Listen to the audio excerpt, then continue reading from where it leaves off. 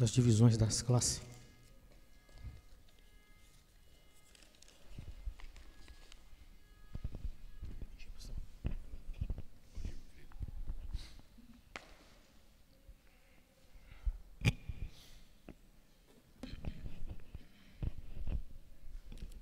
Bom dia, irmãos.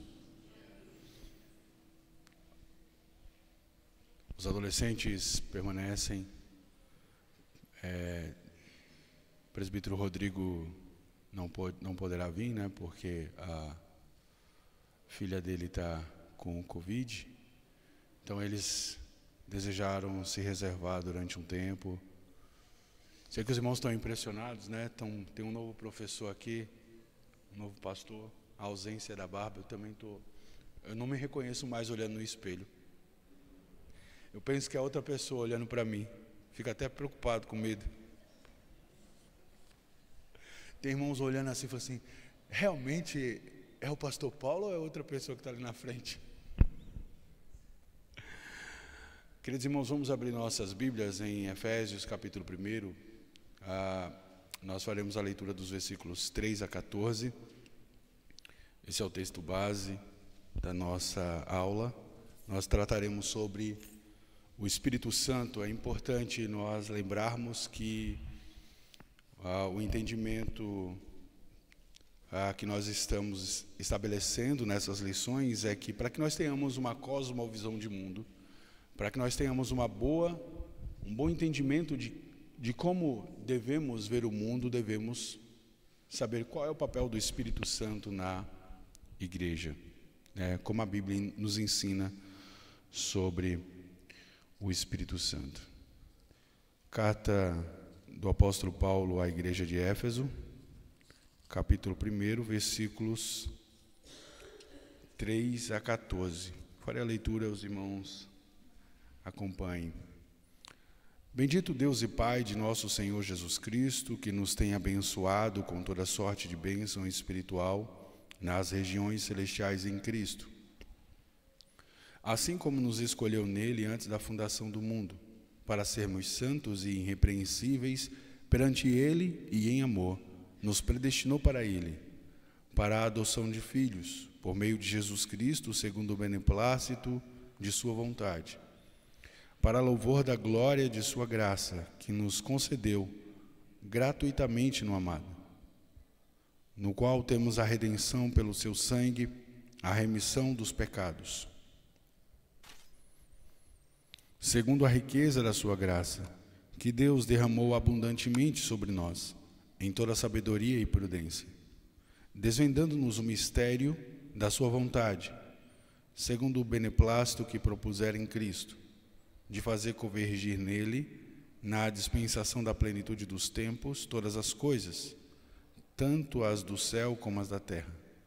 Nele, no qual fomos também feitos herança, predestinados segundo o propósito daquele que faz todas as coisas conforme o conselho da sua vontade, a fim de sermos para louvor da sua glória, nós, os que de antemão esperamos em Cristo, em quem também vós, depois que ouvistes a palavra da verdade, o evangelho da vossa salvação, tendo nele também crido, fostes selados com o Santo Espírito da promessa, o qual é o penhor da nossa herança, até ao resgate da sua propriedade, em louvor da sua glória. Amém. Queridos irmãos, se nós pudéssemos aqui fazer uma definição, qual é o ministério do Espírito Santo? Como que a igreja responderia a essa pergunta? Qual é o ministério do Espírito Santo? O que os irmãos entendem pelo ministério do Espírito Santo? Um de cada vez, para a gente não ter dificuldade aqui nas respostas? Alguém poderia arriscar qual o significado que o irmão entende do ministério do Espírito Santo?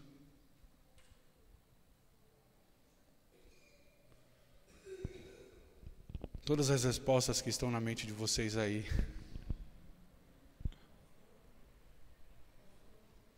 Não ouvi. O ministério do Espírito Santo é consolo. Que mais? Convencer o homem do pecado, da justiça e do juízo. Convencer o homem do pecado, da justiça e do juízo. Que mais? Da sabedoria. Bom, temos muitas definições, né? Muitas definições sobre o ministério do Espírito Santo. Nós olharemos novamente para essas definições no final da nossa aula. Nós nos voltaremos para essas definições que os irmãos aqui abordaram.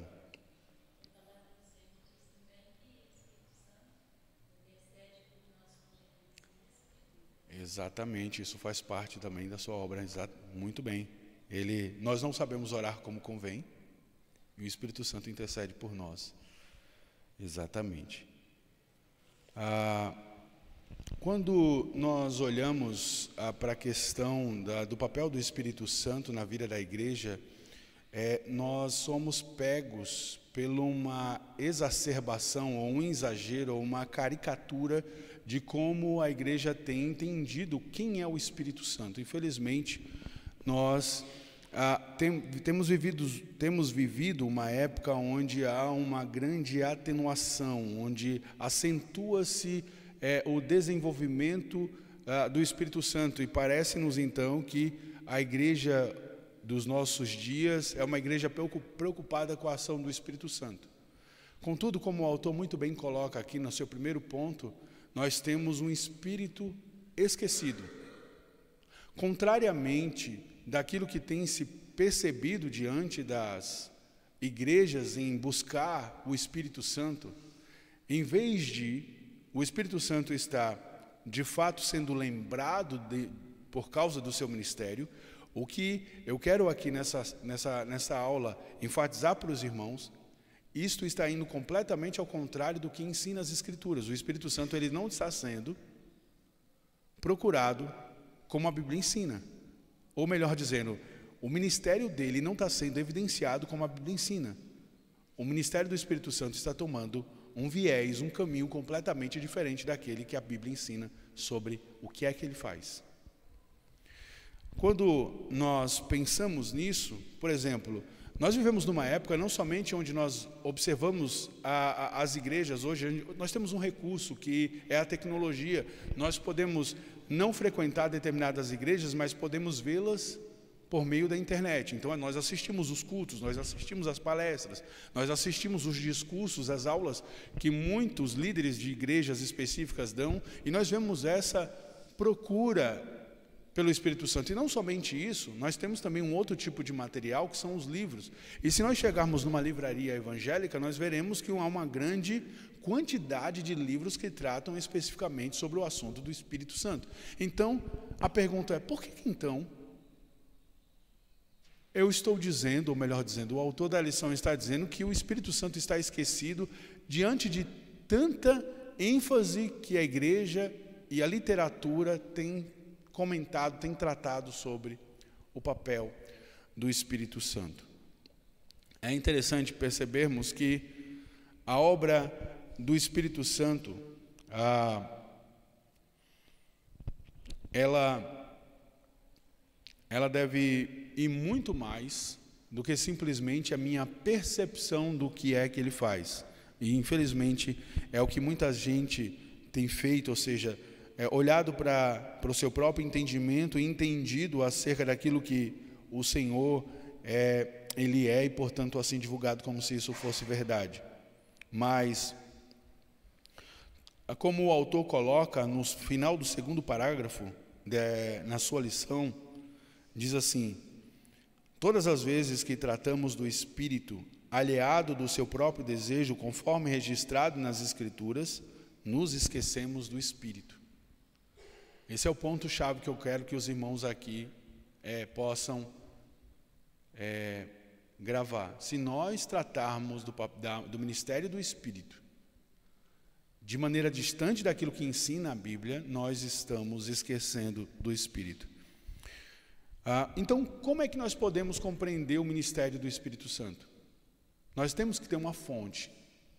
Temos que ter um local onde possa nos ensinar. E esse local que nos ensina sobre o papel do Espírito certamente não é o nosso coração.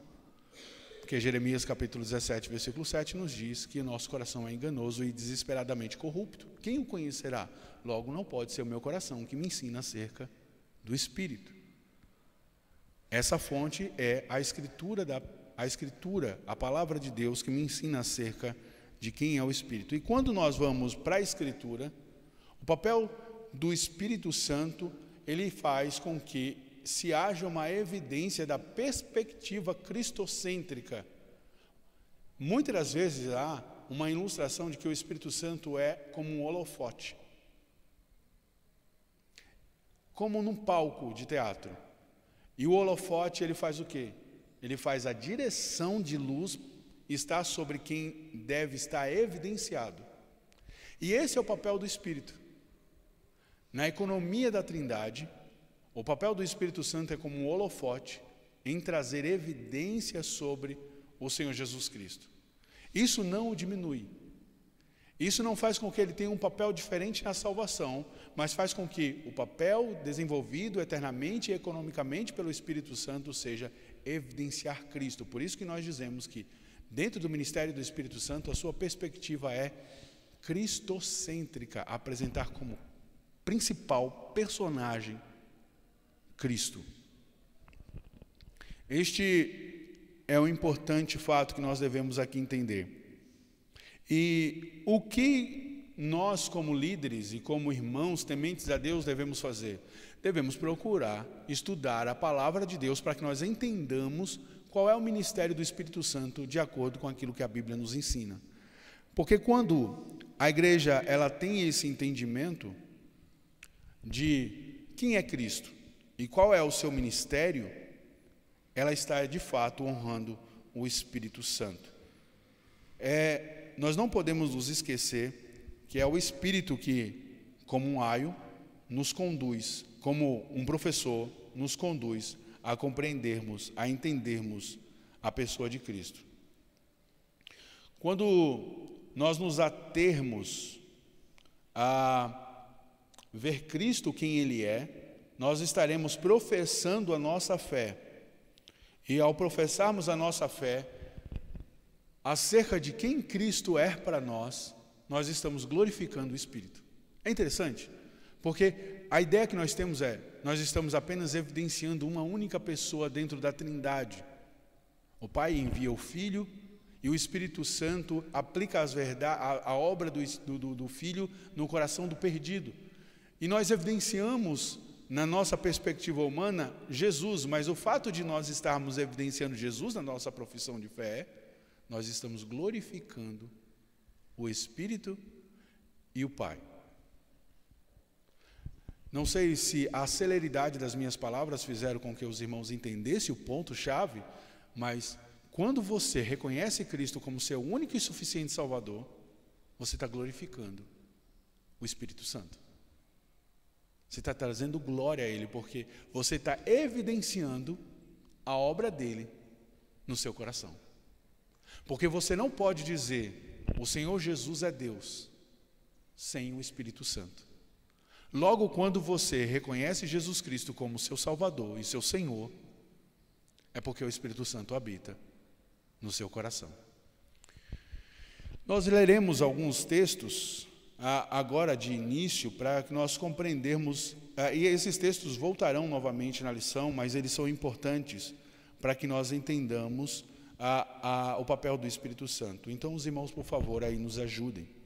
João capítulo 14, versículo 26, João capítulo 15, versículo 26, João capítulo 16, versículos 13 e 15, e 1 Coríntios capítulo 12, versículo 3. Todos esses textos os irmãos podem ler de maneira consecutiva, né? Um irmão pode ler após o outro.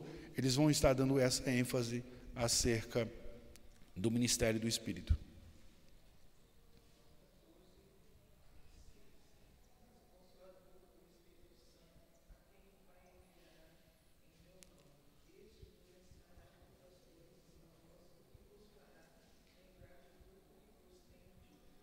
O Espírito Santo, o Consolador enviado pelo Pai nos fará lembrar de todas as coisas. 15:26.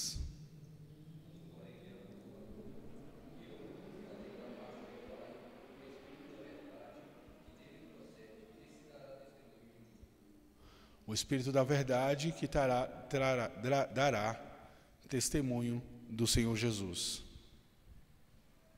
16, 13 a 15.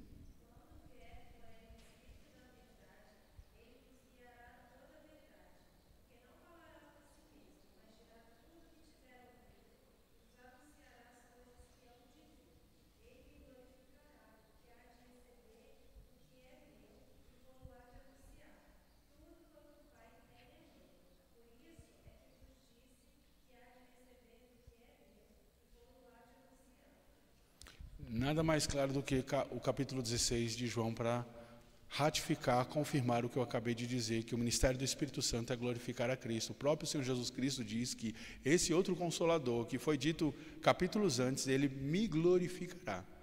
Ele fará anunciar coisas que ainda acontecerá. E o papel dele é fazer com que a verdade seja esclarecida na mente daqueles que me confessarem como Senhor e Salvador. A carta de Paulo, a 1 Coríntios capítulo 12, versículo 3.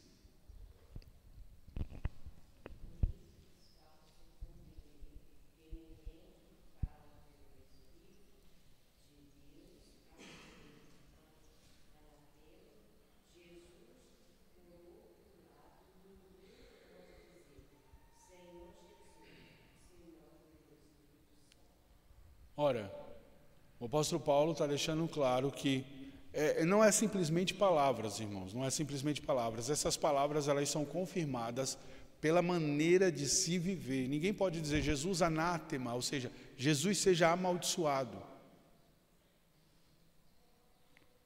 se essa pessoa tiver o Espírito Santo. Porque se essa pessoa de fato tem o Espírito Santo, ele vai dizer que Jesus é o Senhor. Isso é completamente diferente. Então, não significa dizer palavras, como eu citei no início, mas significa dizer que a minha vida evidencia que Jesus é o Senhor. A minha vida evidencia que Jesus de fato é Deus. Esse é o ponto. Quando nós podemos entender o ministério do Espírito pela perspectiva revelada nas Escrituras Sagradas, nós podemos ter claramente o entendimento de que, assim como nos foi dado aqui a verdade descrita por João no capítulo 15, versículo 26, nós olharemos para o Espírito vindo da parte do Pai, dando testemunho acerca do Senhor Jesus Cristo. Esse é o ponto. Nós entenderemos o papel do Espírito Santo de acordo com aquilo que é ensinado nas Escrituras Sagradas, revelando a pessoa do Filho. Quando os irmãos olham para a nossa sociedade, para os livros, se os irmãos já se depararam com os livros que estão aí no mercado eclesiológico, os irmãos perceberão que não é essa a evidência que os irmãos encontrarão acerca do papel do Espírito. As pessoas mais verão uma caricatura, um devaneio acerca de quem é o Espírito Santo, a ponto de o cara dizer que fala com Deus enquanto está se barbeando. Eu não tenho nenhum problema de você orar, meu irmão, em qualquer momento, que a Bíblia ensina lá em Tessalonicenses 5,17, que orai sem cessar. Mas essa pessoa tem um devaneio dizendo que conversa face a face com Deus enquanto está se barbeando. Eu não sei quantos aqui já tiveram acesso a esse tipo de literatura, mas essa pessoa não compreende as verdades descritas nas Escrituras Sagradas quando o Espírito Santo se apresentava, ou melhor dizendo, quando simplesmente anjos se apresentavam diante de homens. Nós lemos no livro de Apocalipse quando um anjo, não era Deus, um anjo se apresentou diante de João. O que João fez? João se prostrou em terra na hora. E o cara fica num bate, num lero-lero com o Espírito Santo, como se isso fosse de somenos. O cara tem que estar prostrado em terra diante da glória e do esplendor da glória de Deus triuno. E a gente, ao imaginar as pessoas diminuindo quem é as pessoas da Trindade como se fosse, meu camarada, é o meu mano, é o meu parça. Isso faz com que haja uma diminuição da importância de quem eles são revelado nas Escrituras Sagradas.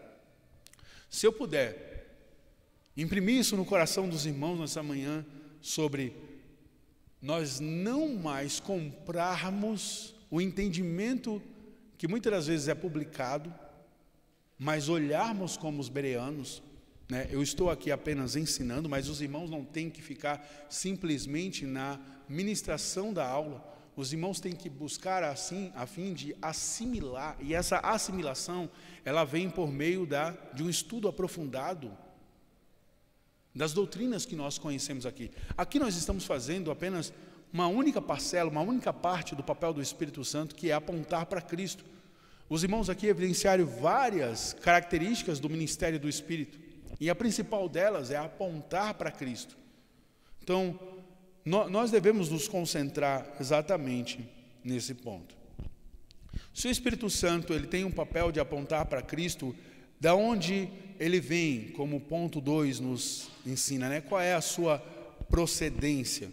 Como nós podemos assim entender o papel do Espírito? Porque ao olharmos as Escrituras Sagradas e entendermos a procedência do Espírito Santo, nós entenderemos a partir da compreensão da doutrina da Trindade. Nós não podemos entender a procedência do Espírito Santo a parte da doutrina da Trindade. É claro que ao nós tentarmos explicar essa doutrina, nós estaremos limitados à complexidade do ser divino. Mas nós olharemos para as Escrituras como o Senhor nos revela sobre a sua pessoa, e aí nós entenderemos como essa aplicação ela é feita em nós. Aqui nós temos uma sucessão de textos que precisam ser entendido, ou melhor, ser lido e ser entendido, para que nós possamos, assim, vermos o ministério do Espírito Santo com bastante ênfase, como ensinado nas Escrituras Sagradas. Eu vou dizendo o texto sagrado e vá fazendo o apontamento para o texto, porque se eu disser todos os textos aqui que os irmãos vão ler, nós vamos nos perder depois no assunto. Eu quero que algum irmão possa abrir o texto para a gente, de Mateus capítulo 10, versículo 20.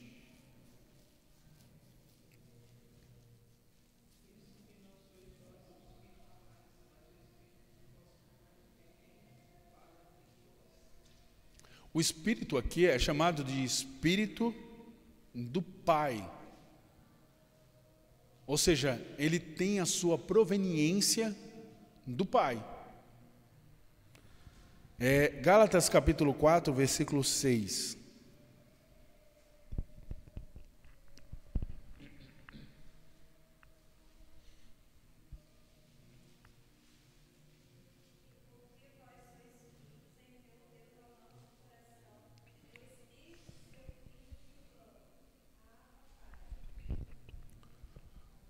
O mesmo Espírito que em Mateus, por Jesus Cristo, é chamado de Espírito do Pai, o apóstolo Paulo também fala como o Espírito do Filho. João, capítulo 14, versículo 26, foi o texto que a gente já leu, né? João 14, 26, só para a gente relembrar a verdade desse texto.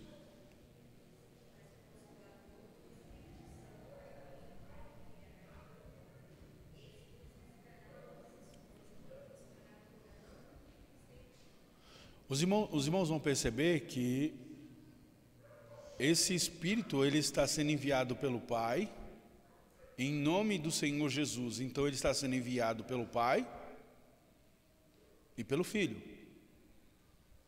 Esse é o entendimento que nós temos aqui acerca de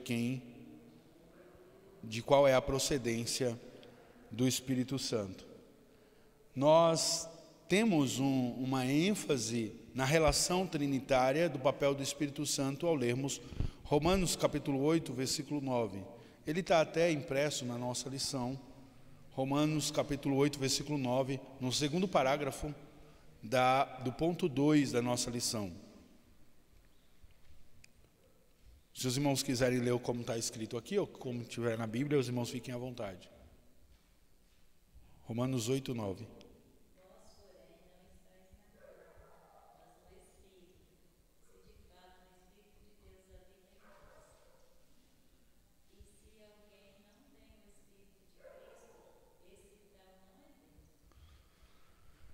É impressionante a forma como o apóstolo Paulo estará tratando acerca do papel do Espírito Santo aqui em Romanos capítulo 8.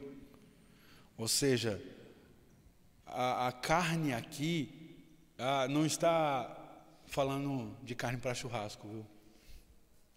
A carne aqui está falando sobre a nossa natureza humana. E a natureza humana, ela é tendenciosa ao pecado. Aquele exemplo natural que eu sempre digo aqui: você não ensina uma criança a mentir, você não ensina alguém a furtar, você não ensina alguém a ter raiva. Isso é natural do coração do homem. O papel do Espírito Santo é fazer com que essas ações naturais sejam antinaturais.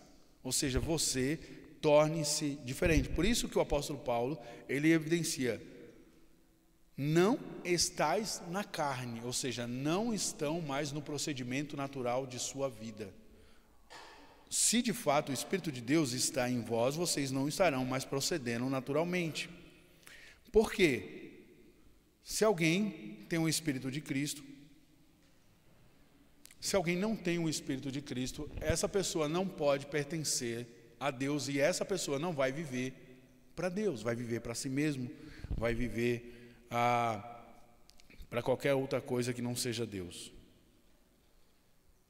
Nós olhamos que o apóstolo Paulo, na segunda carta de Paulo aos Coríntios, capítulo 1, versículo 21 e 22, nós vamos ver esses últimos textos aqui, são textos importantíssimos para podermos compreender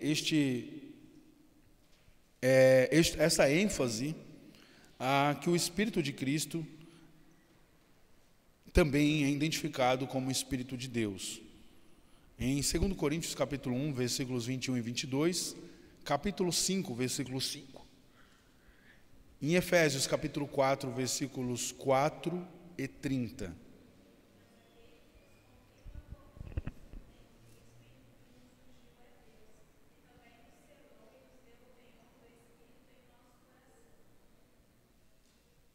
Cinco, 5.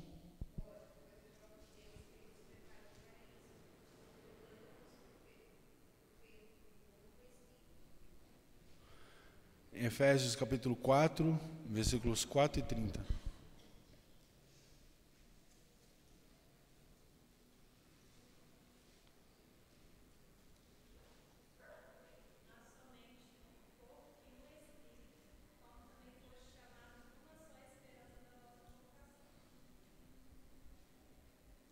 E o versículo 30?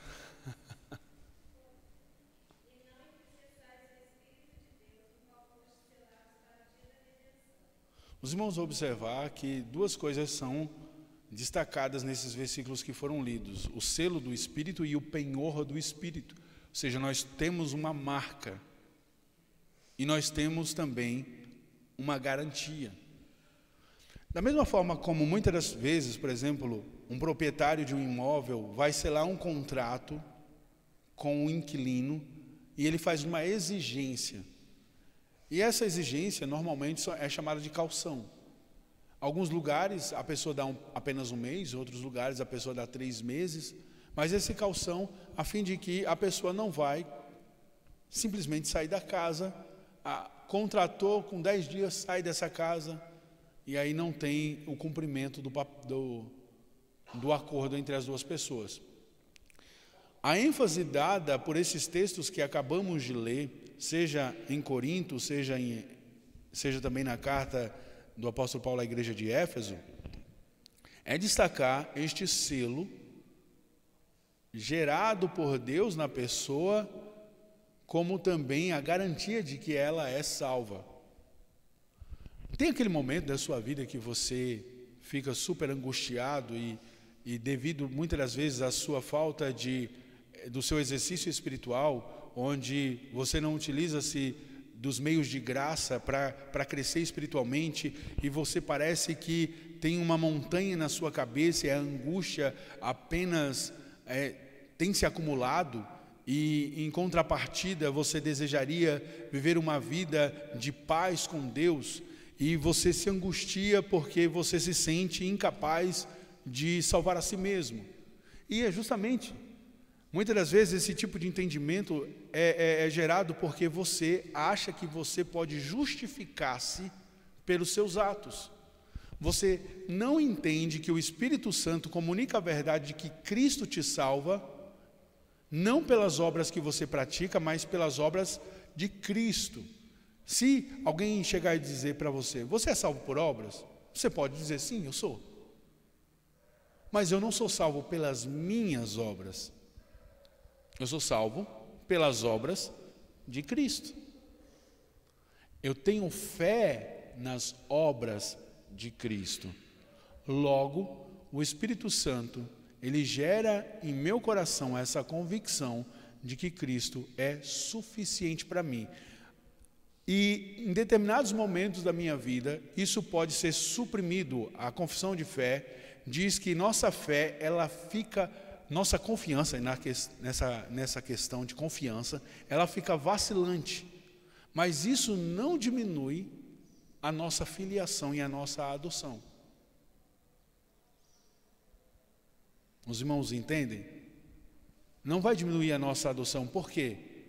Não significa dizer que o fato de, muitas das vezes, a minha própria frieza espiritual e a minha negligência espiritual me faça agora que, uma vez estando em Cristo, não poder mais estar em Cristo. Se eu nunca estive em Cristo, eu nunca estarei em Cristo, mas se eu já estive em Cristo, eu nunca me ausentarei de Cristo. O ministério do Espírito Santo é esse. Eu queria fazer os irmãos entenderem o que é senhor, o que é penhor e o que é selo, ou seja, você foi marcado pelo Espírito. E não significa dizer que sua vida é uma linha linear de confiança em Deus e você não tem mais ansiedade, você não tem mais medo, você não tem mais dificuldades, você lê a Bíblia todo dia, ora todo dia, você é um crente perfeito, sua vida é assim, ó. E você sabe, olhando para você mesmo, que não é assim. Uma hora você está lá em cima, outra hora você está lá embaixo, uma hora parece aqueles testes cardíacos, né? E às vezes os testes cardíacos estão mais para baixo do que para cima.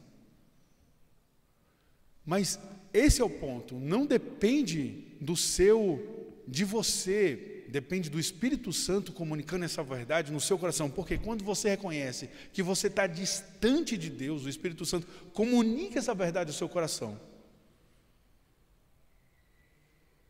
A Bíblia fala de uma maneira tão maravilhosa do Espírito Santo, que a sua pessoalidade, ela não é negada em nenhum momento, tanto é que a Bíblia diz, não entristeçais o Espírito Santo de Deus. Como é que eu posso, como por exemplo, algumas das igrejas, em nossa época, algumas igrejas dizem que ele é apenas uma ação de Deus e não é uma pessoa. Eu não posso entristecer uma ação. O Espírito Santo de Deus, de fato, é uma pessoa. E porque ele é uma pessoa, ele se entristece. E o que é mais fantástico é que a pessoa do Espírito Santo, naquele que confessa Jesus Cristo como seu único e suficiente Salvador, ele cumpre o papel daquilo que foi revelado no Antigo Testamento, tanto na criação do jardim, no tabernáculo e no templo. O Senhor Deus, ele estava com o homem no jardim. O tabernáculo foi criado para representar que Deus estava vivendo com o seu povo, no meio do seu povo. justamente como o templo também era a lembrança de que Deus habitava no meio do seu povo. Ora, o papel do Espírito Santo é nós entendermos que Ele habita em nós. Por mais intrigante que seja essa verdade, nós, homens e mulheres que somos tão pecadores, temos a lembrança de que Deus habita em nós, deve nos fazer cair prostrado de joelhos, lembrando da grandiosidade desta promessa. O Espírito Santo de Deus habita em nós. Que privilégio nós podemos ter. Esse Espírito Santo que procede do Pai, que procede do Filho, esse Espírito Santo que Ele é o penhor, Ele tem um selo dado ao seu povo, Ele opera assim, deixando claro que nós pertencemos a Deus. Quando nós olhamos a procedência e o fato da palavra procedente, nós temos uma explicação na nossa lição, na teologia sistemática de Charles Hodge. E é interessante observarmos aqui uma verdade falada por ele, que essa procedência é uma relação que ocorre eternamente, sem princípio nem fim. Jamais havendo qualquer tipo de mudança na essência divina, nem qualquer tipo de subordinação ontológica. Ou seja, o Espírito Santo e Deus Pai e Deus Filho continuam sendo o mesmo. Não há diferença ontológica. Ontológica é a doutrina que trata do ser de Deus. Não há diferença porque o Espírito Santo procede do Pai e procede do Filho, não há diferença de hierarquia. Muitas vezes nós imaginamos que o Pai é o líder, o Filho, que é gerado do Pai, ele é subordinado, ele é menor que o Pai, e o Espírito Santo então é menor que o Pai e o Filho, porque o Espírito Santo é enviado pelo Pai e o Filho. A ênfase que a Bíblia dá não é uma diferenciação ontológica, mas uma diferenciação em papéis. É uma diferenciação econômica. Cada um cumpre um papel diferente na Trindade. Que desde toda a eternidade, desde o princípio até o fim, eles serão assim.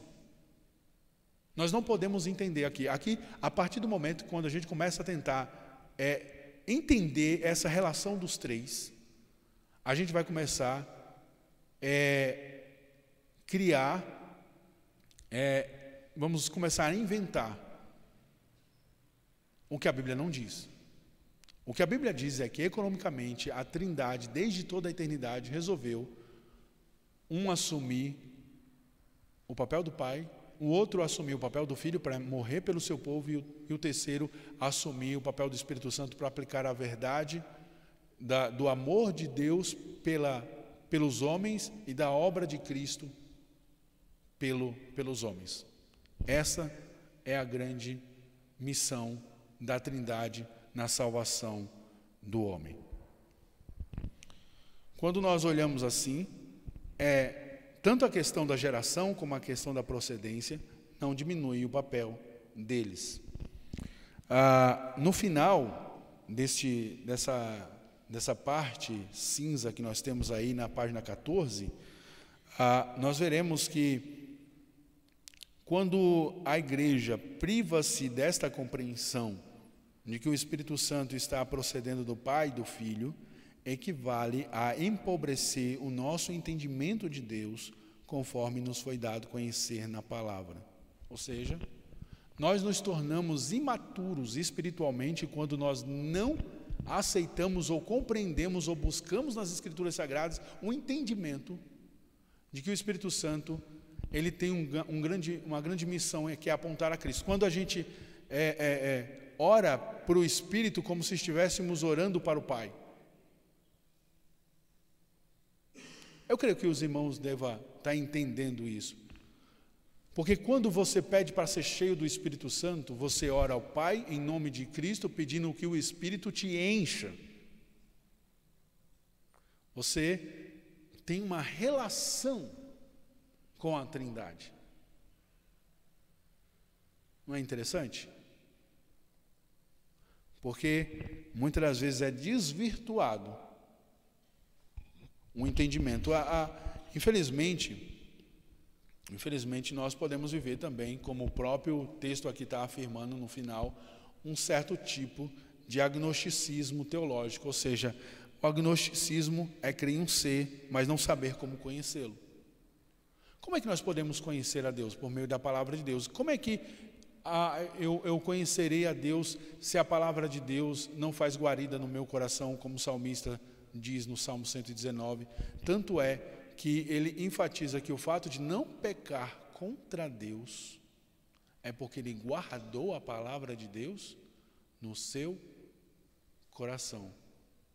Logo, para mim entender ou compreender o papel de quem Deus é, eu tenho que olhar para as Escrituras Sagradas. Esse entendimento fará com que nós possamos não entender a complexidade do ser divino, mas dentro daquilo que a Bíblia nos ensina, ainda nós teremos uma compreensão, como o próprio autor diz, uma compreensão pálida deste mistério. E essa compreensão, ela não significa dizer que a nossa compreensão será de tudo aquilo que o Senhor se revelou na sua palavra. Como é que nós podemos assim entender o papel do Espírito Santo? Nós só podemos compreender o papel do Espírito Santo se nós tivermos toda a compreensão daquilo que as Escrituras nos ensinam. Ora, tanto Paulo na segunda carta a Timóteo, capítulo 3, versículo 16, como Paulo também aos presbíteros em Éfeso, em Atos capítulo 20, versículo 27, vai fazer menção de que as Escrituras são importantes para o crescimento e maturidade. Lá em Atos capítulo 20, versículo 27, o apóstolo Paulo vai dizer assim, olha, vocês são testemunhas de que eu preguei todo o desígnio de Deus, ou seja, toda a palavra de Deus foi dada ênfase de toda a verdade de Deus para a igreja de Éfeso, e os presbíteros eram testemunhas de que o apóstolo Paulo havia se esforçado para pregar toda a vontade de Deus para a igreja de Éfeso. O apóstolo Paulo também, falando ao seu pupilo, Timóteo, ele vai também tratar dessa questão, dizendo que toda a Escritura, ela é útil para o ensino, ela é útil para a repreensão, ela é útil para a compreensão, ela é útil para o homem em toda a sua inteireza, não apenas uma parte dela. E não existe nenhuma parte dela que não seja útil para o homem. Se nós queremos compreender quais são os papéis da relação da humanidade, nós encontraremos nas Escrituras Sagradas. Por isso que a Bíblia, ela é toda útil para o crescimento e maturidade. Então, se nós queremos compreender da onde o Espírito Santo procede, nós nos voltamos para o ensino das Escrituras Sagradas. Ao voltarmos para o ensino das Escrituras Sagradas, nós veremos que tanto o Pai quanto o Filho envia o Espírito Santo. E isso não os diminui, isso não os aumenta, isso apenas, como nós enfatizamos, evidencia diferentes papéis. Em terceiro e último lugar, nós temos o ministério cristocêntrico do Espírito Santo, ou seja, o seu alvo principal. Aqui nós temos uma complexidade, né? Mais denso essa parte.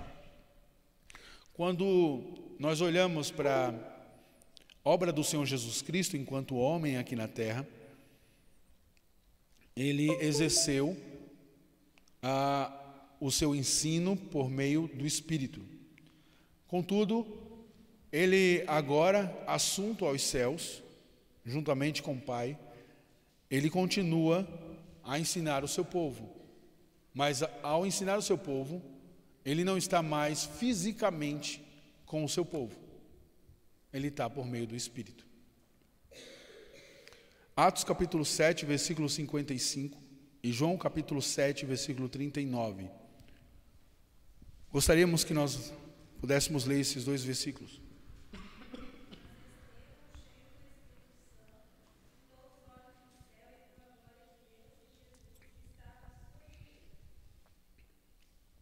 Estevão, no dia que ele foi apedrejado, ele olha aos céus e ele vê a presença de Cristo ao lado do Pai. João 7,39.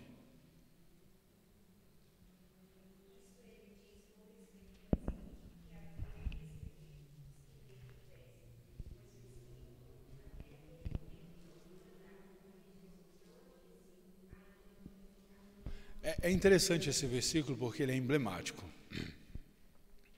Eu vou causar só um pouquinho de polêmica aqui entre os irmãos, só para mim fazer um teste. Como os irmãos do Antigo Testamento foram salvos?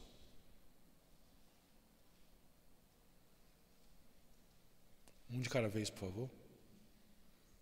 Muitas vozes nos pensamentos assim, eu não consigo entender. Como os irmãos do Antigo Testamento foram salvos? A gente está estudando que o Espírito Santo comunica a verdade de que Jesus Cristo é o nosso único e suficiente Salvador. João capítulo 7, versículo 39 diz que o Espírito Santo ainda não havia sido dado.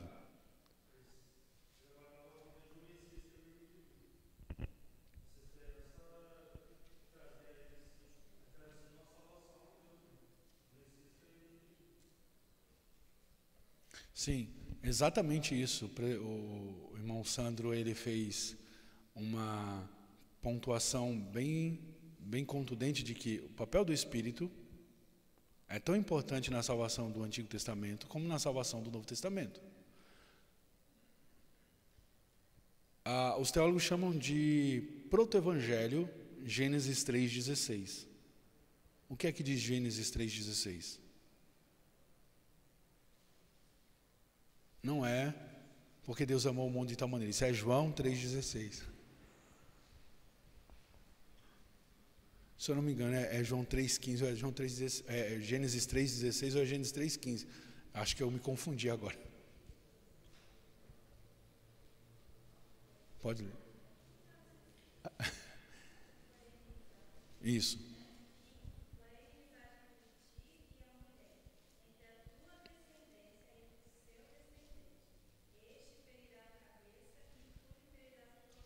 Exatamente o final do final do versículo 15. Ou seja, a descendência da serpente ferirá o calcanhar do descendente da mulher. E o descendente da mulher esmagará a cabeça da serpente. Uma alusão a quem Cristo seria. Então, todo o Antigo Testamento estava olhando para esta verdade sem entendê-la completamente. Somente quando Cristo veio, Ele encarnou-se, nós entendemos a ontologia de Deus. O que é a ontologia? O estudo que nos diz acerca de quem Deus é. Nós entendemos que Deus ele subsiste em 3 pessoas. Até o momento do Antigo Testamento, essa parte estava atrás da cortina. É como se nós não estivéssemos sabendo quem Deus era até aquele determinado momento que ele decide revelar-se na história. Então nós sabemos que esse Jesus que encarnou-se no ventre de Maria, ele é tão divino quanto o Pai que está nos céus. E não somente isso, ele promete que haverá um outro Consolador que não é o Pai e é o Espírito. Como João 15 tanto enfatiza, que haverá de enviar um outro Consolador, que deixa bem claro lá, que é uma outra pessoa e não é ele mesmo. Então, quando nós olhamos para o Antigo Testamento, a salvação ela não pode ser por meio das obras. Por quê? Se dependesse de Abraão ser salvo por meio das obras, os irmãos acham que Abraão teria se salvado? Não. O que Hebreus capítulo 11 diz? O que Hebreus capítulo 11, qual é a forma como Abraão ele está inserido em Hebreus capítulo 11? Ele está na lista dos heróis da fé. em Hebreus capítulo 11. Ele foi salvo por meio da fé, e essa fé ela não pode ser gerada pelo seu próprio coração, tem que ter a ação do Espírito Santo. O Espírito Santo, ele ainda não havia, nessa perspectiva de João 7,39, sido revelado como a terceira pessoa da Trindade, que haveria de vir num momento específico. Qual momento específico? Após a ressurreição de Cristo, 50 dias depois, no período de Pentecostes, ou seja, no momento da colheita de Israel, o Espírito Santo se revela de maneira sobrenatural, fazendo um antagonismo com o Gênesis capítulo 11. O que acontece em Gênesis capítulo 11? É um quiz bíblico aqui agora. Torre de Babel. Na Torre de Babel nós temos o que ali? A confusão das línguas. Confusão das línguas. Em Atos capítulo 2, nós temos agora a ação sobrenatural do Espírito Santo sendo derramado sobre cada um daqueles que estavam no cenáculo ali, cerca de 120 pessoas, que receberam um dom de falar uma língua que nunca haviam aprendido. É como se você agora, nesse exato momento, falasse mandarim. Perfeito. É como se outra pessoa falasse, diga aí, mongolês. Outro falasse japonês, italiano. Italiano aqui, a gente tem um bocado de gente já que já recebeu esse dom de falar italiano aqui, né? É como se alguém pudesse falar uma língua muito difícil, instantaneamente. Lá em Atos capítulo 2, a Bíblia diz que estavam muitas pessoas, os judeus, eles, para nós entendermos, eles moravam em lugares distantes e nos dias de festas, eles viajavam até Israel para participar dessas festas, mas eles não eram naturais de Israel. Eles vinham da região da Itália, da região da Gália, da região da Ásia, e eles vinham de várias partes do Império Romano e vinham para Israel para celebrar as festas. E justamente celebraram a Páscoa, 50 dias depois celebraram o Pentecostes, e justamente na celebração do Pentecostes, o Espírito Santo desce sobre aqueles discípulos, dá o dom para eles falar na língua nativa, aqueles discípulos que estavam ali, falaram na língua nativa daqueles judeus que estavam presentes, falando sobre as maravilhas de Deus. Naquele momento, eles perguntam, só podem estar embriagados esse povo. Mas é interessante que eles não estavam embriagados por falar uma linguagem que não entendiam, mas por estarem felizes. O fato de ver aqueles homens entusiasmados e mulheres entusiasmadas, falando as verdades de Deus, fizeram com que os judeus estranhassem, esses homens só podem estar bêbados, porque um pouquinho deve aumentar muito a alegria, eles estavam lá felizes, falando as coisas, está todo mundo bêbado.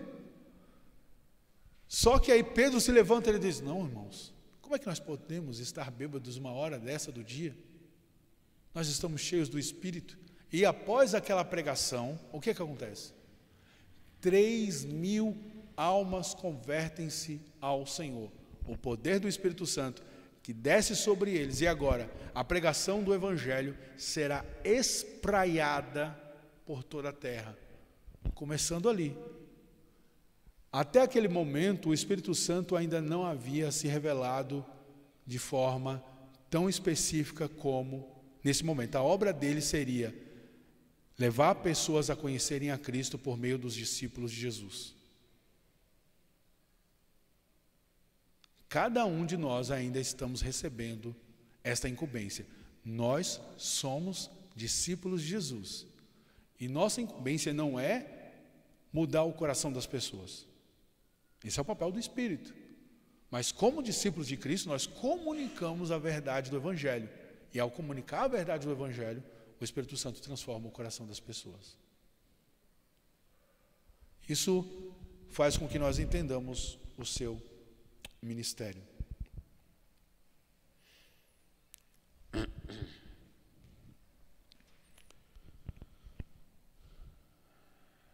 Queridos irmãos, quando nós olhamos para o papel do Espírito, nós veremos que ele está tratando cada uma das pessoas de maneira individual e ele está instruindo especificamente cada uma delas por meio da exposição das Escrituras. João capítulo 15, versículo 26 e Romanos capítulo 10, versículo 17, confere essa verdade acerca da exposição das pessoas à verdade. Gostaria que nós lêssemos esses dois textos. João capítulo 15, é o texto que nós já lemos, João 15, 26 e Romanos 10, 17.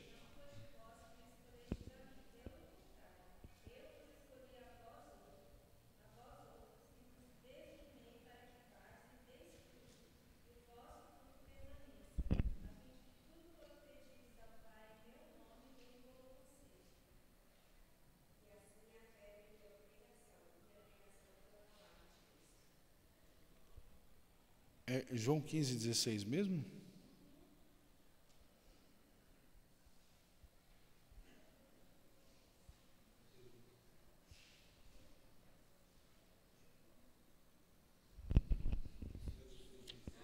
Vinte e seis, desculpa, foi erro meu. Erro meu.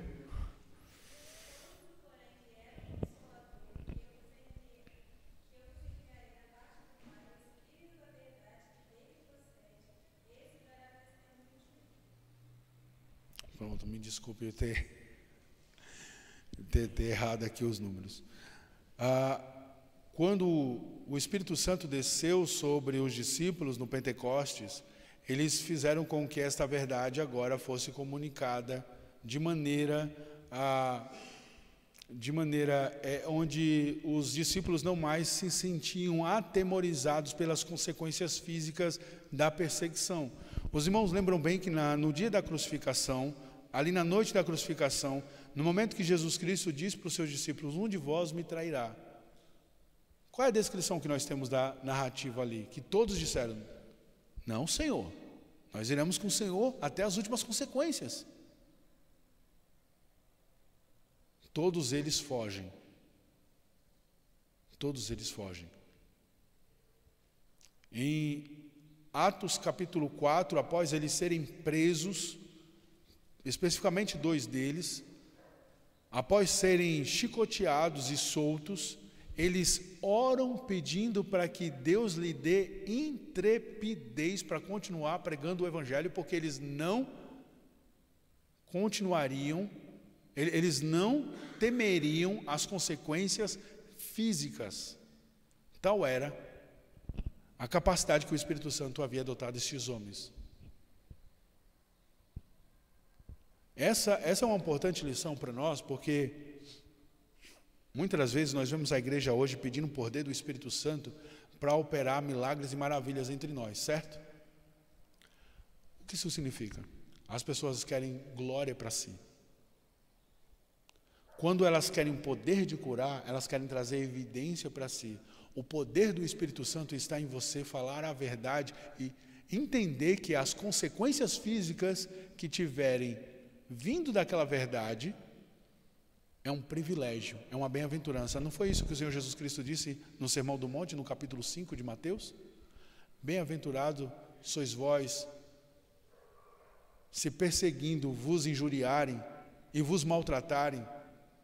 Ou seja, mesmo que você sofra dano físico por crer na verdade e falar a verdade, isso é uma bem-aventurança, você é mais do que feliz. Esse entendimento de que o Espírito Santo traz clareza e convicção de que você de fato está vivendo, não é para si, mas está vivendo para Deus, para a pessoa de Cristo. E como é que eu posso ter essa verdade? Eu só posso ter essa verdade se for comunicada por mim, por meio da palavra.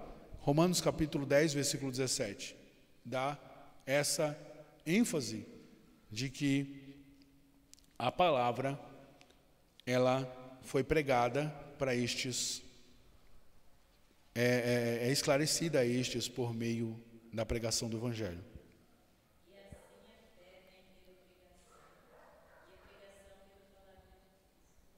Exatamente. Não há possibilidade de nós confiarmos em Cristo se nós não ouvirmos o Evangelho. Ou seja, como é que alguém pode reconhecer Cristo como seu único e suficiente Salvador? Apenas se ela for exortada sobre quem Deus é e quem ela é e do que ela precisa. Apenas assim ela é evangelizada. Ela precisa primeiro reconhecer quem Deus é, depois quem ela é. Depois ela reconhece quem Deus é e quem ela é, do que ela precisa.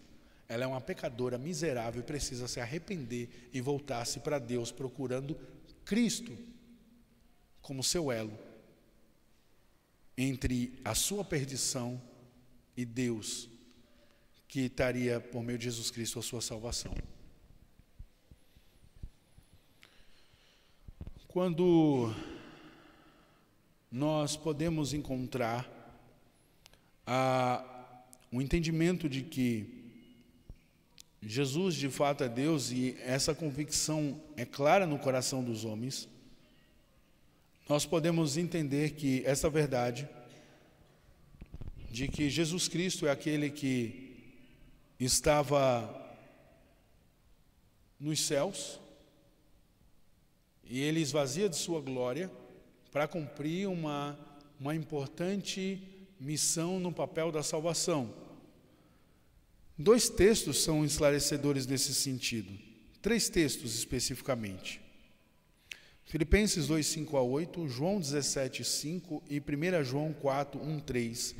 Esses 3 textos irão esclarecer este papel em revelar Jesus Cristo como aquele que precisou encarnar-se para morrer, e para viver, morrer e ressuscitar pelo seu povo.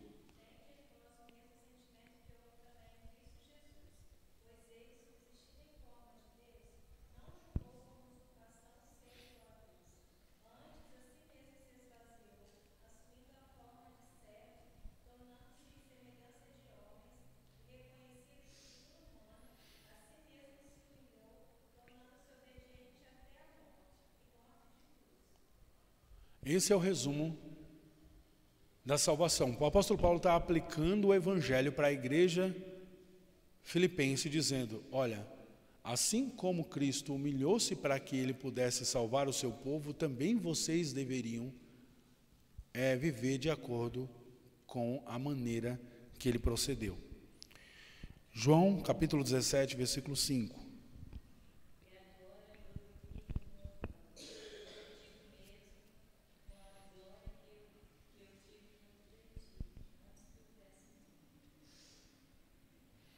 Em 1 João, capítulo 4, versículos 1 a 3.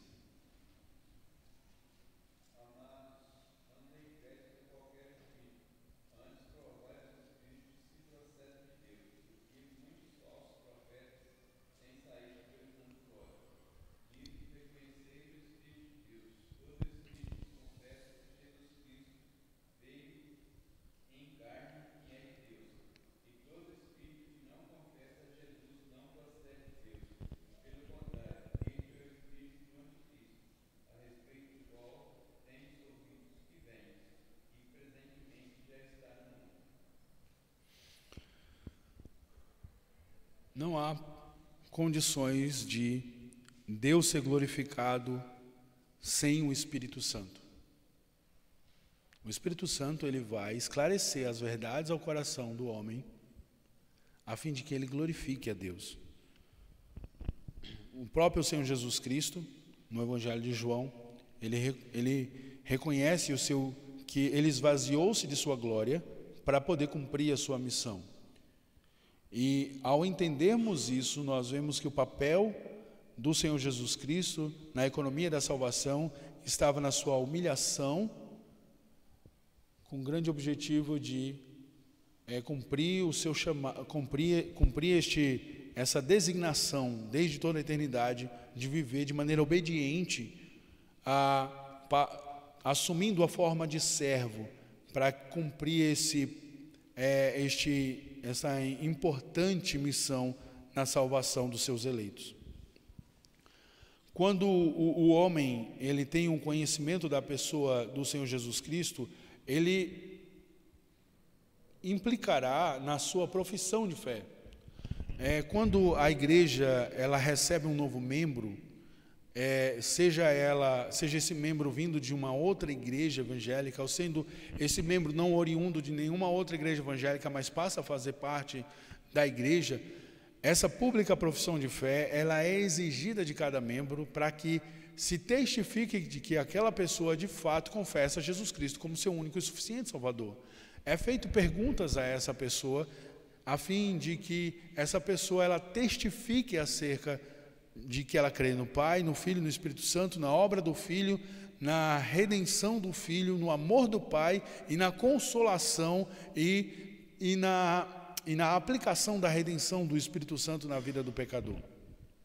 O Espírito Santo, ele comunica ao coração do eleito que essa verdade ela é revelada. Esse ponto é interessante porque não há possibilidade alguma de nós podermos conhecer a parte do Espírito Santo. O próprio Senhor Jesus, dizendo isso aos seus discípulos, fala sobre uma verdade que Davi reconhece o senhorio de Cristo. Eu queria que nós abríssemos em dois textos, Salmo 110, versículo 11, e posteriormente em Mateus capítulo 22, versículo 43.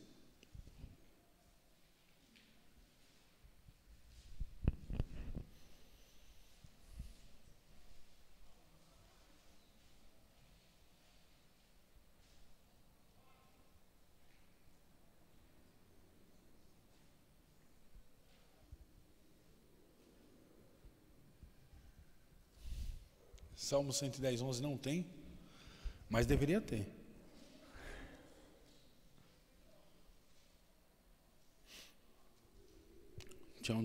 Então deixa-me fazer a conferência aqui de qual é o texto.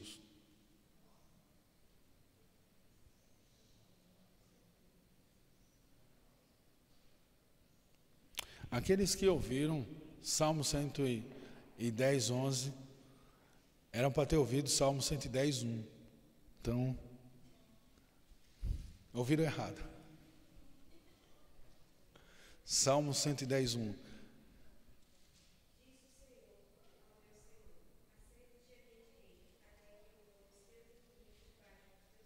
Essas são palavras de Davi. Mateus capítulo 22, versículo 43.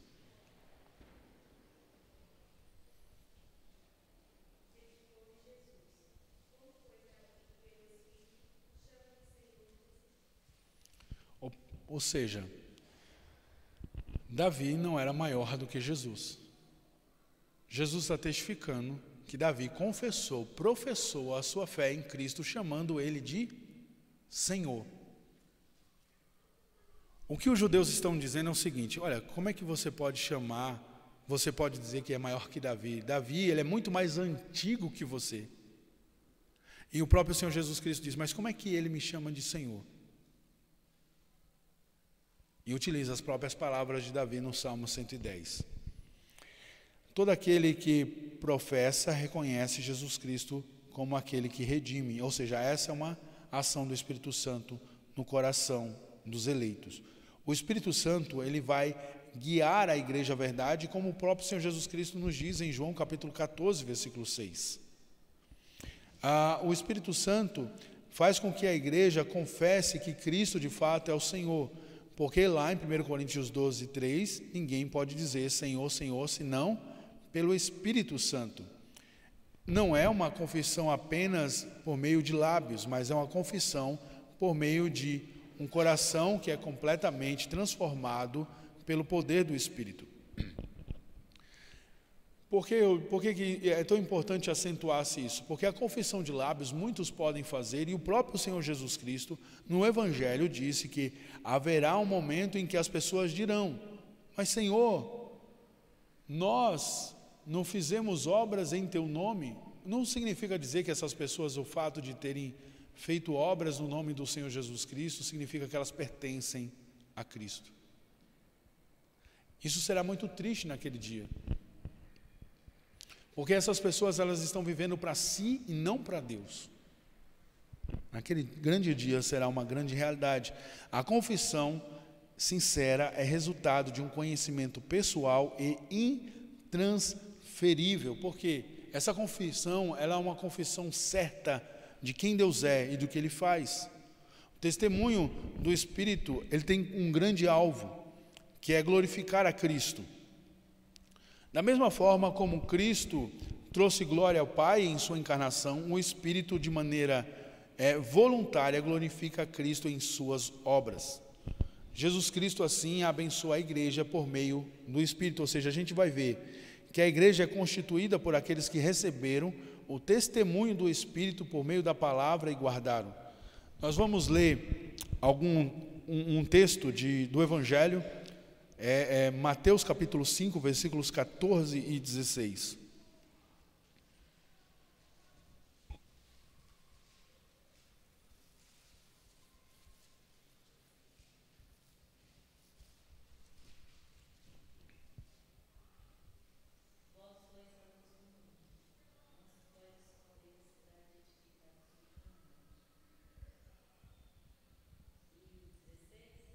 (14 a 16).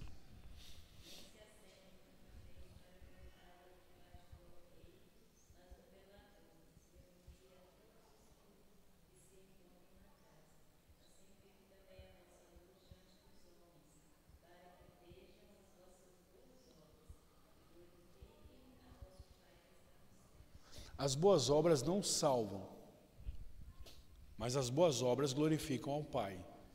Levam as pessoas a entenderem quem deve ser glorificado. O livro de Atos é uma demonstração do papel do Espírito Santo glorificando a Cristo em todo aquele trajeto, ou seja, partindo de Jerusalém, indo até o coração do Império Romano, no final em Atos capítulo 28, em Atos 28, quando o apóstolo Paulo está se dirigindo para o coração de Roma para ser julgado por César.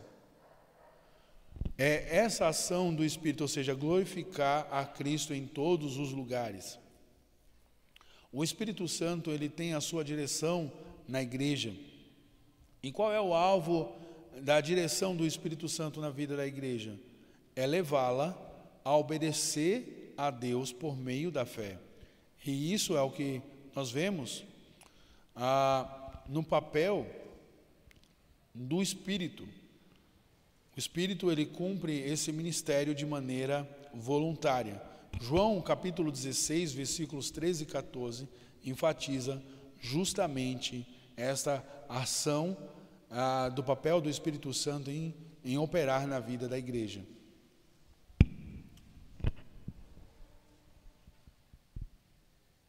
O que nos diz João 16, 13 e 14?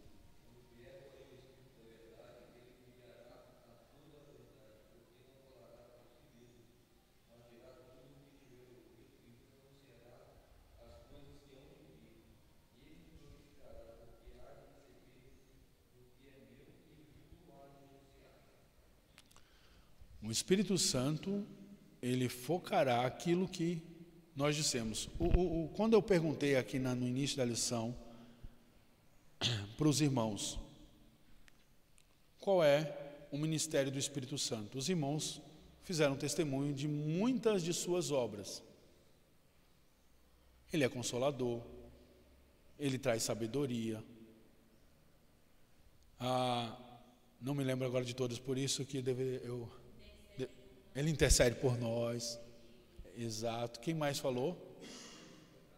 Ele convence do pecado, da justiça e do juízo. E em todos esses, o principal foco dele é fazer com que Cristo seja glorificado. Cristo seja glorificado. É fazer com que a obra de Cristo, de fato, tenha a sua consumação. Quando nós lemos lá em Isaías capítulo 53, versículo 11, o papel do Espírito Santo é fazer com que essa verdade seja realizada. Porque o Filho, ele se entrega pelos eleitos, mas é o Espírito Santo que convence os eleitos de que a obra de Cristo, de fato, é importante e necessária. O que nos diz Isaías 53, versículo 11?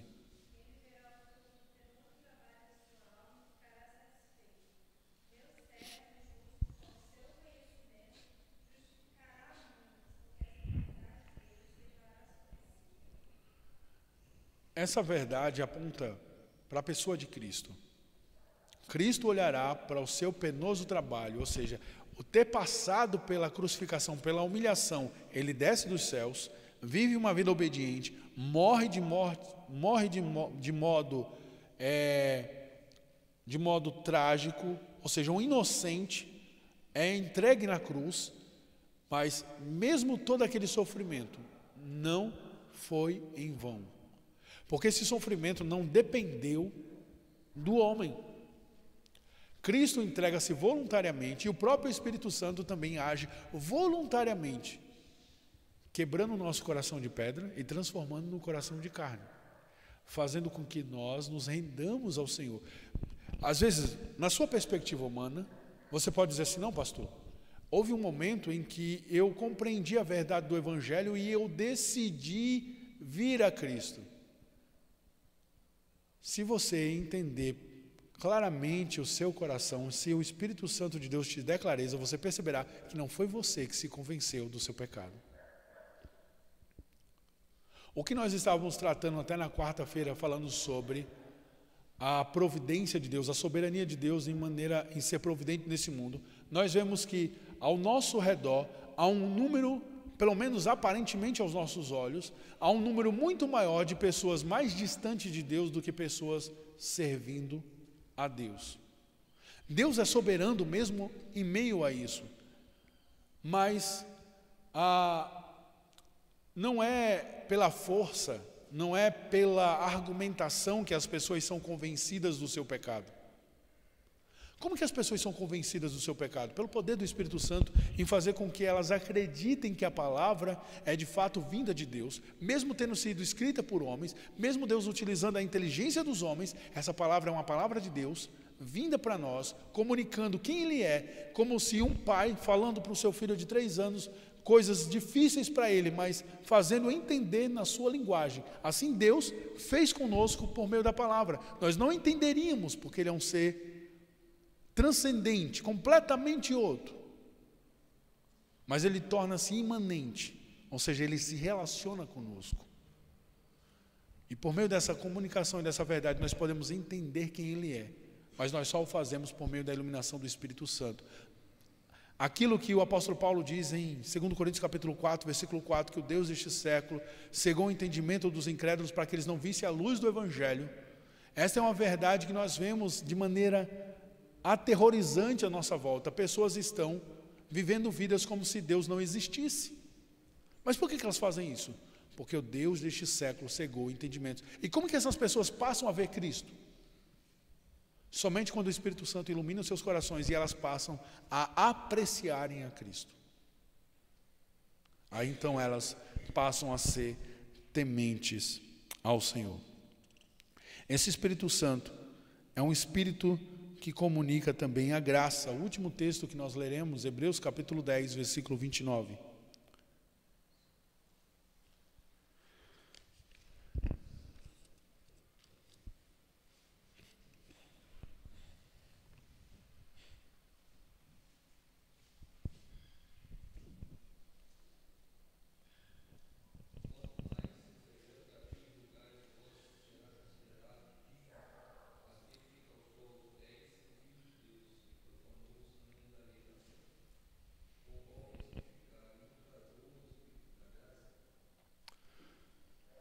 O escritor aos Hebreus, ele evidencia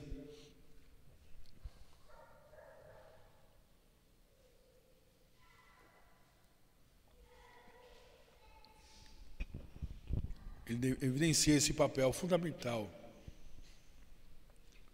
que o Espírito da graça, ele revela a pessoa de Jesus. Se alguém profana Cristo, certamente o Espírito da graça não esteve sobre essa pessoa. Se diz que o sangue de Cristo foi em vão, logo o Espírito da graça não está sobre tal homem. Aprendendo sobre o ministério de Cristo, o ministério do Espírito, melhor, que é apontar para Cristo. Como é que você se sente encorajado nesta manhã?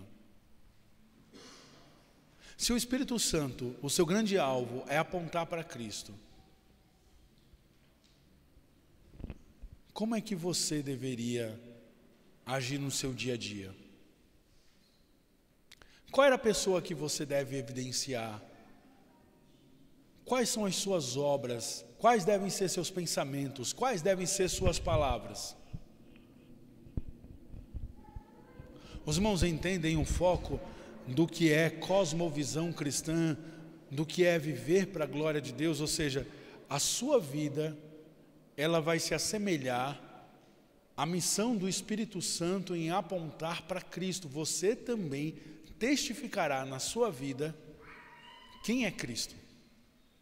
No seu trabalho, nos seus estudos, nos seus relacionamentos familiares, por mais difíceis que sejam. Mas você precisa testificar acerca de Cristo. Nós temos evidenciado esse argumento nesses últimos dias sobre a importância de quem Cristo é, ou seja, a evidência de quem Cristo é para mim. Se Ele é tão importante, se Ele é tão realmente maravilhoso, logo eu vou entender como me relacionar com a minha esposa vai entender como se relacionar comigo, e eu, assim como a minha esposa, com os meus filhos, e os meus filhos comigo. Ou seja, Jesus Cristo é o parâmetro para que haja relacionamento na família em toda a sociedade. Se nós não temos Cristo como parâmetro, logo na nossa vida ela é completamente sem sentido. Nós olharemos um sentido humano de um coração corrupto, desesperadamente corrupto, como diz Jeremias. Mas se nós focarmos a nossa vida em fazer Cristo ser conhecido e glorificado, você terá um grande regozijo, querido irmão, e cumprirá paralelamente o seu papel ao do Espírito Santo. O apóstolo Paulo, ele se gloriava nas suas fraquezas, porque as suas fraquezas lembravam quem Cristo era. Quantas vezes Paulo não sofreu?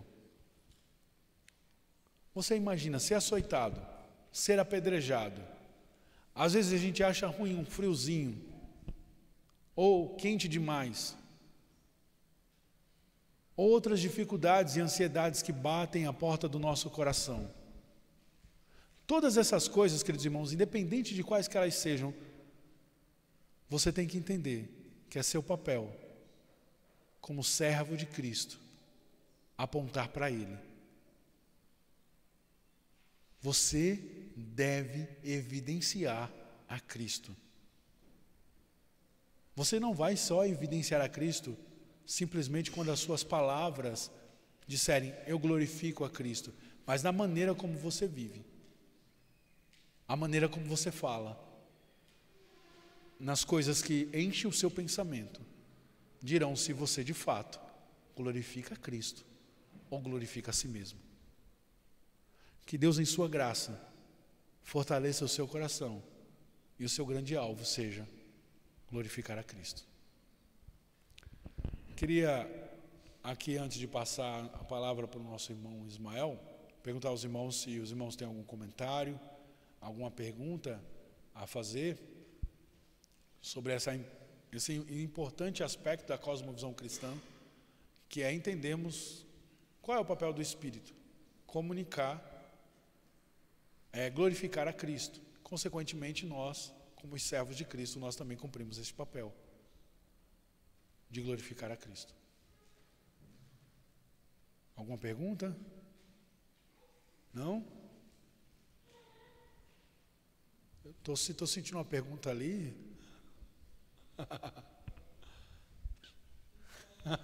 Eu vi um comentário paralelo, pode ser que seja uma pergunta. Ou pode ser que seja um comentário.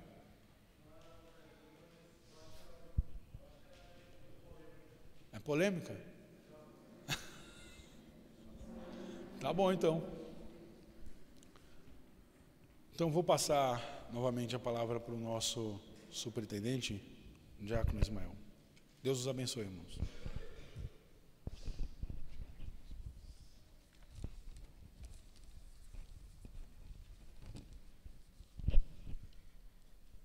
Vamos passar a leitura do nosso relatório?